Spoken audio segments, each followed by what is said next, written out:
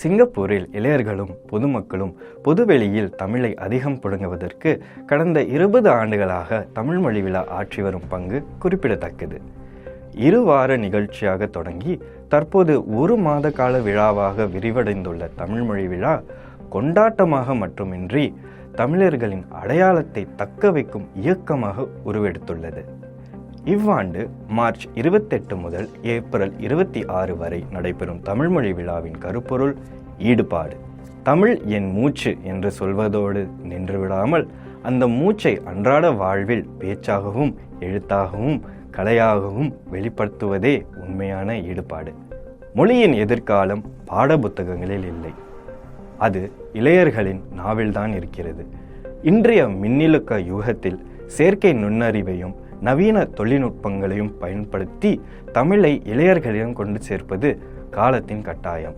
தமிழ் முரசு ஏற்பாட்டில் நடக்கும் முரசு 360 போன்ற புதிய முயற்சிகள் மாணவர்களை செய்தியாளர்களாக உருவாக்கி களப்பணிகள் மூலம் மொழியின் ஆளுமையை உணர செய்கின்றன.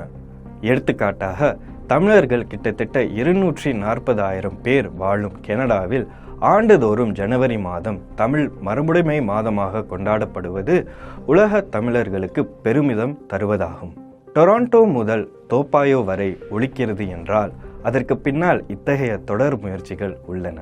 பிழைகளுக்கு அஞ்சி தயங்கி நிற்காமல் தமிழை பேசுவதே மொழியின் வளர்ச்சிக்கான முதல் படி. அடுத்த பல்லாண்டுகளுக்கு நம் மொழியும் பாரம்பரியமும் செழிக்க வேண்டுமானால் ஒவ்வொரு இல்லத்திலும் தமிழ் ஒலிக்க வேண்டும். இந்த ஏப்ரல் மாதத்தில் நாம் அனைவரும் ஒருமித்த ஈடுபாட்டுடன் தமிழ் மொழி விழாவில் பங்கேற்போம். இந்த காணொளி மார்ச் 29ஆம் தேதி தமிழ் முரசில் வெளிவந்த தலையங்கத்தின் சுருக்கம். தலையங்கத்தை முழுமையாக படிக்க தமிழ் முரசின் இணையதளம் அல்லது செயலியை நாடுங்கள்.